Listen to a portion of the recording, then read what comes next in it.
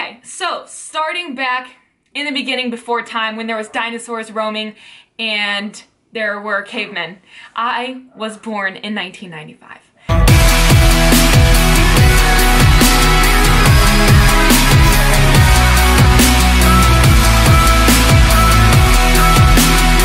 been quiet for too long.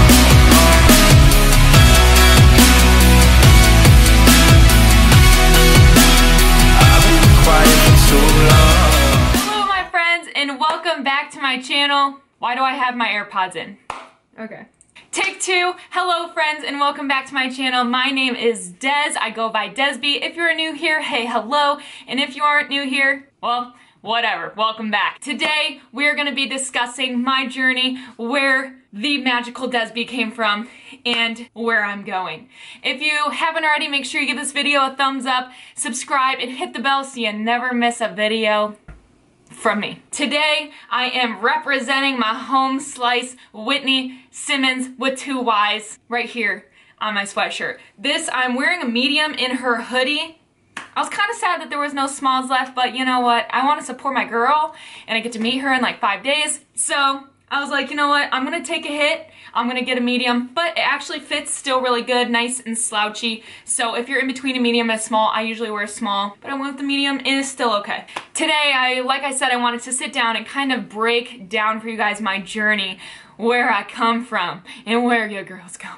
Yay! I am feeling so good right now. I'm not gonna lie, my makeup looks bomb.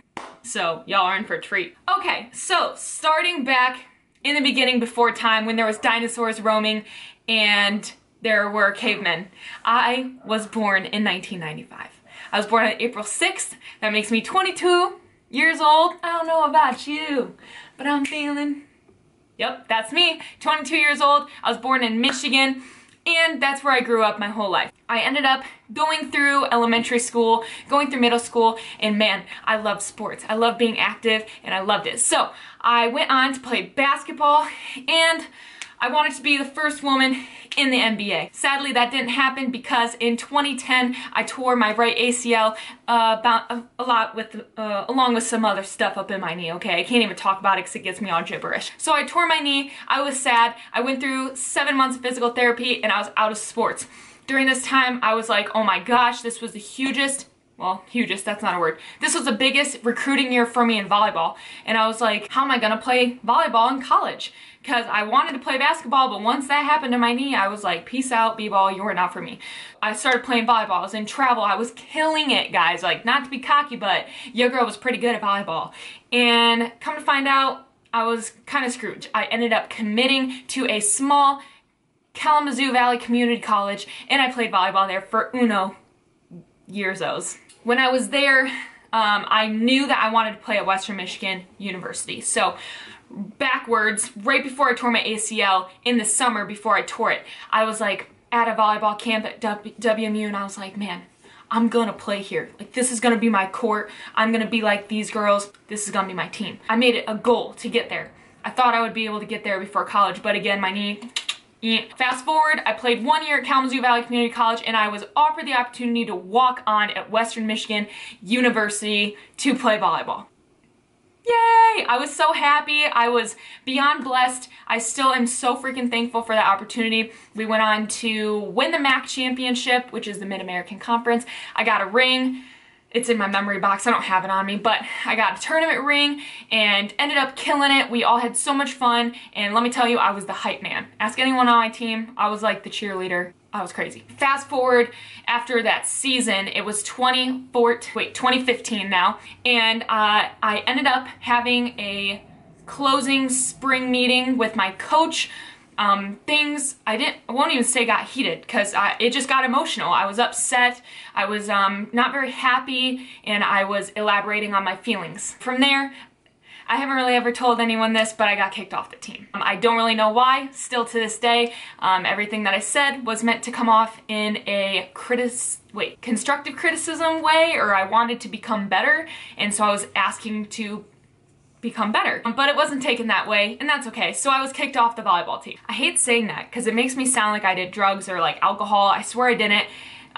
If you want to, you can message my coach. I don't know if she'd be open to that, but I swear that I didn't get in trouble for drugs or alcohol, or I wasn't pregnant or anything crazy. It was just a miscommunication. From there, I was devastated. I went into a deep depression. I was upset. I didn't know where to go, and my identity as an athlete was stripped from me. I've never known anything else other than being an athlete and listening to what I was supposed to do. So to create a guideline for myself, I was like, hold up. What am I supposed to do? Throughout that year of 2015, I started CrossFit. That was something I kind of dabbled in during volleyball, but I was able to kind of hit it hard. I started ollie lifting, snatching, clean and jerks, hang cleans, hang snatch, all that stuff. I was really loving it. However, my body wasn't. I was constantly injured. This shoulder hurt, this hip hurt, I hurt my knee, I did this, I did that. So in the winter of 2015, I really hurt my knee again. I was scared. I didn't know what to do. I was really freaking out. I went to the orthopedic doctor, and this was the same guy that had operated on my hand, which if you guys never knew, I broke my ring finger metacarpal, so I have a big rod in there, who operated on my hand and my knee, my right knee, for my ACL. And he told me, listen, Des, do you want to be on the ground with your kids one day? Or do you want to get a knee replacement at 25? And again, I was like, hold up, knee replacement, no freaking way, no thanks. Surgeries suck. So I went ahead and I had to quit CrossFit. I had to quit it. I had competed in it. I did a few comps. I had to give it up. So again, I felt stripped. I was so discouraged. I was gaining weight from drinking, hitting the bottle. I was depressed. Come January of 2016, I was like, I need to make a change. So I Googled fitness plans, and there, boom, bodybuilding.com. So I clicked on it. I started following a very routine workout schedule, literally did everything, 3 sets, 12, 10, 12, 15. That was all I did. Lat pull down, 10, 12, 15. One arm row, 10, 12, 15. Bicep curls, 10, 12, 15. Everything I did was 10, 12, 15. And that's okay. That's where I had to start, and that's all I knew. So from there, hold on, I need a drink because this story is getting crazy. So from there, I was in my bachelor's of exercise science. So I was starting to learn more about how to program workouts. So from there, I started to learn more. I was self-educating. I wanted to be the best.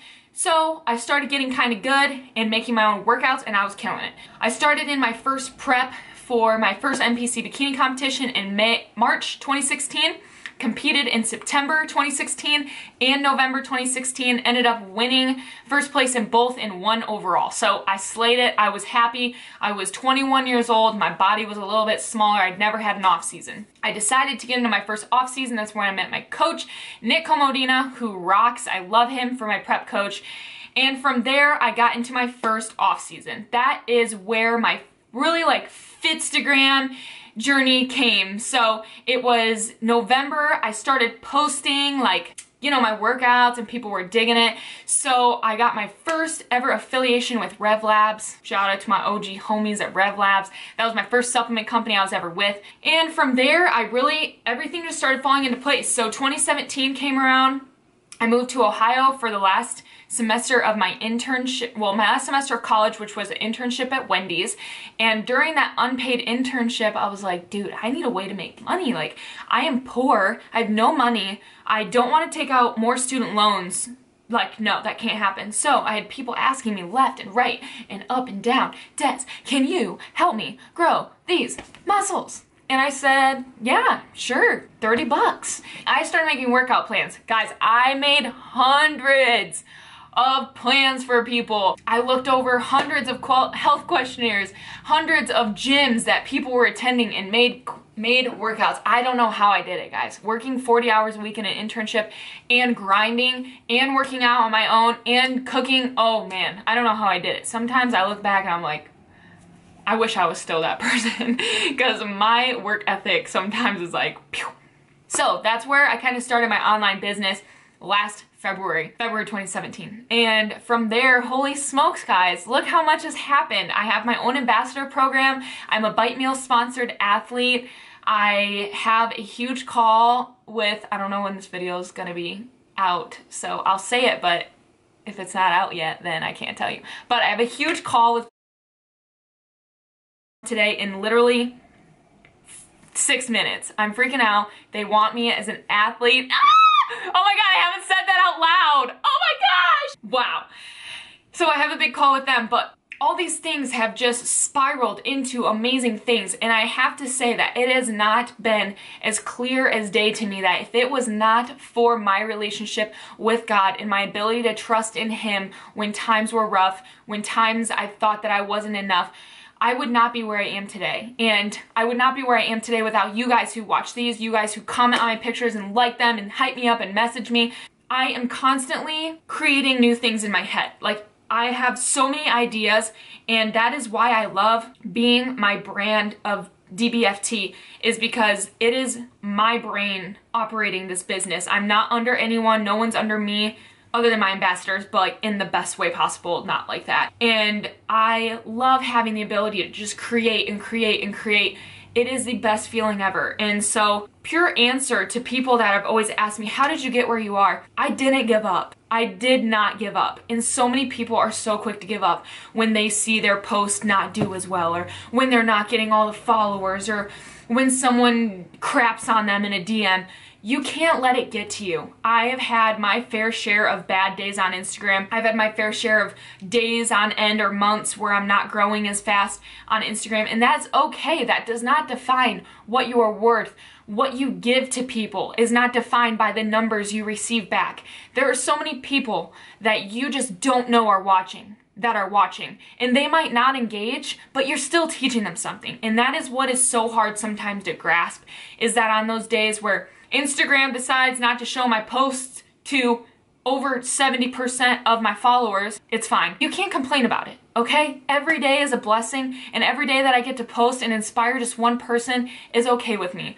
When it comes to you wanting to create your own online business or your own rapport and reputation with people, you just gotta do it. There is not a magical way to succeed in this industry. You have to be yourself. You have to find what makes you, you, and capitalize it. So for me, I know exactly who I am. I know that I'm freaking funny. I know that I can make people laugh. I know that I can empathize with people well and communicate. So I use those to my advantage, and I use that to reach people of all demographics. So why I wanted to share a small, like really fast-paced journey of mine is to show you that so much can happen in just a year to 2 years if you just believe and not give up.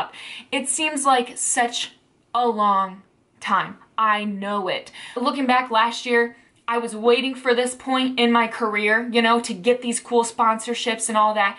And I was like, oh my gosh, this is never gonna come from me. I'm just not good enough.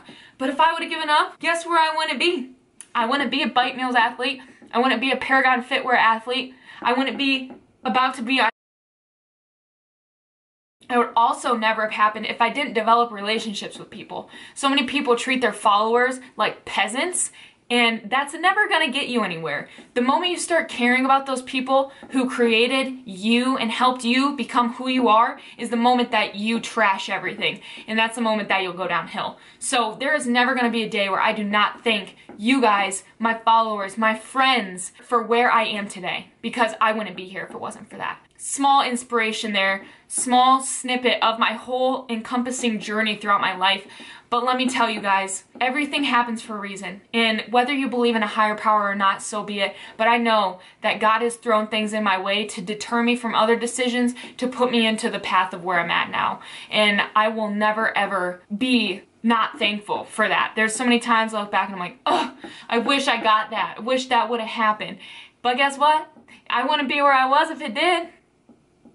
Plot twist. So I hope that you guys learned a little bit about me today, where I've been, where I'm going. Maybe not where I'm going, because good Lord, I don't know either, but He does. So I love you guys. Thank you so much for listening. If you were inspired or you have any questions, please comment them below. I want to be here to help you guys. I want to be here to be on your team just as much as you're on mine. I love you. I can't wait to see you in the next video to hopefully announce that I'm at... I love you. See you in the next vlog.